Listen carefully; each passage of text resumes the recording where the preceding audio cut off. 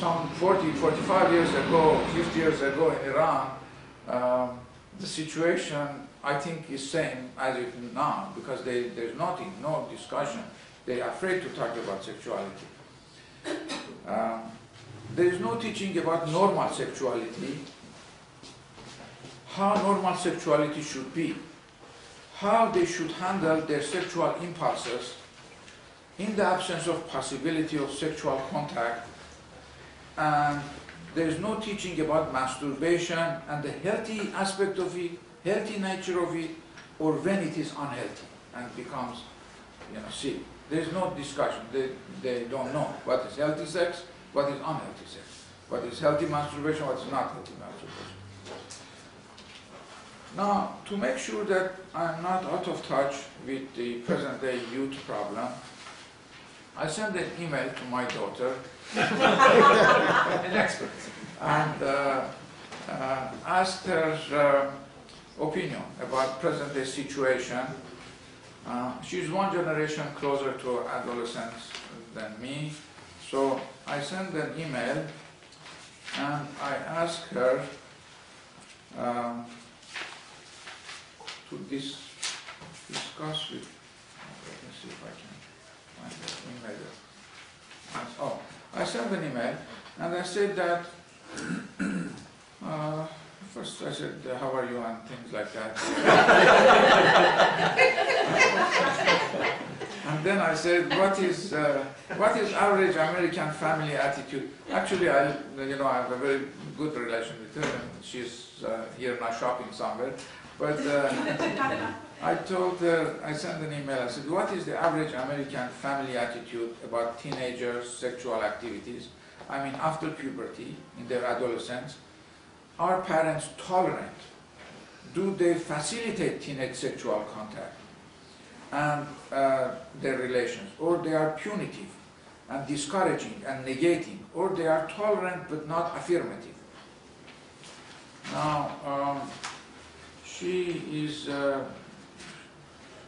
has education in children's development, and she sent me the following. So, in adolescence, it becomes much less clear-cut. There is a lot of debate and controversy in American culture on whether or not sex should be accepted as a part of adolescence, or whether we should teach abstinence-only program in US high schools. Many people think that we should be much more open about sexuality, like Europe. And instead of teaching kids that sexuality is something that they should be ashamed of or should hide, we should teach them that it is a natural part of life and that they should just be careful so as not to get diseases. In Europe, teenagers have a much lower rate of unwanted pregnancies or STDs. Many people attribute this to their attitude around sexuality. This was a kind of hot button topic in last election. Sarah Palin was saying that she wanted to have abstinence-only program in all high schools. I think she already did it in Alaska. And a lot of people are criticizing her, asking her, do you really think that works? Because her own teenage daughter was pregnant.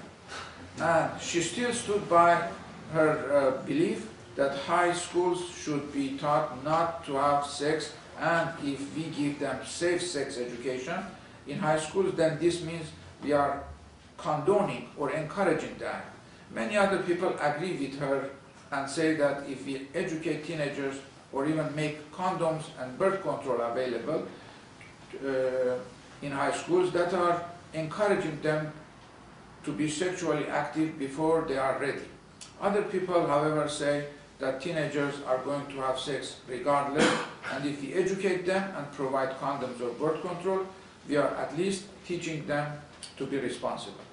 So this was her response. Of course, she says that she's practicing, she lives in Boston area and in an area that there was more educated, so perhaps she says that it can be different in other areas of the country.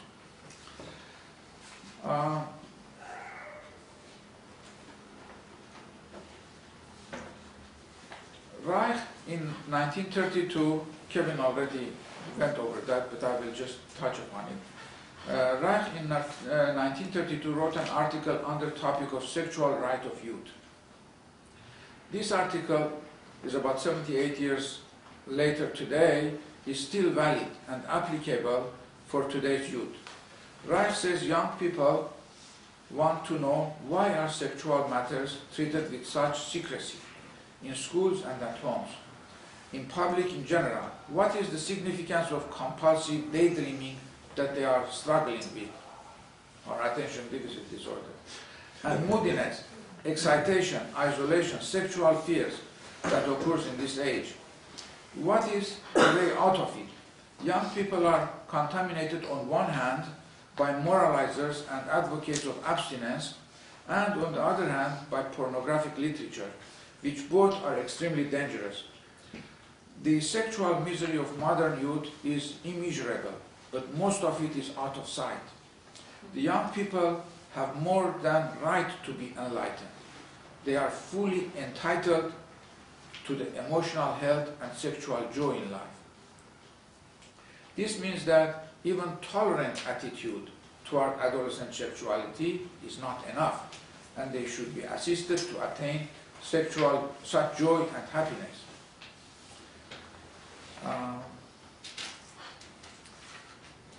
In an interview that Reich made, I think it was in Rangeley, and is published under the Reich Speaks of Freud, he says, because when the young people are forced to be abstinent and they are not taught about sexuality, then armoring, as we discussed already, happens, which is basis of many pathologies that happens later on in their life. So we really don't have a choice. If we want to have a healthy people, we have to deal with this matter.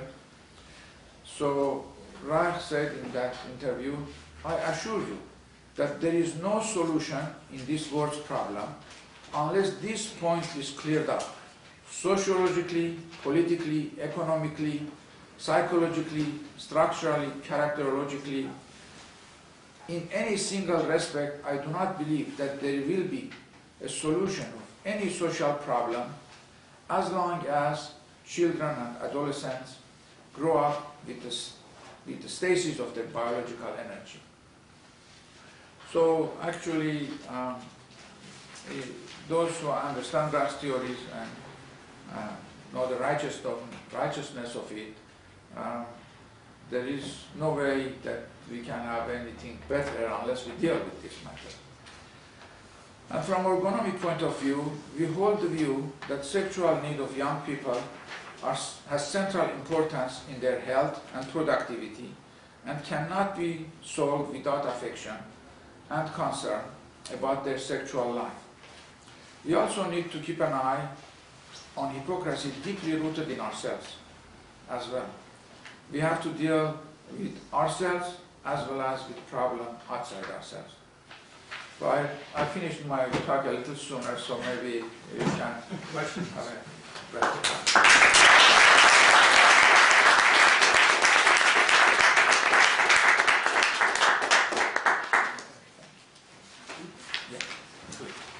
I'm very curious as to whether you practiced as a Reichian therapist in Iran, or whether you developed this type of theory.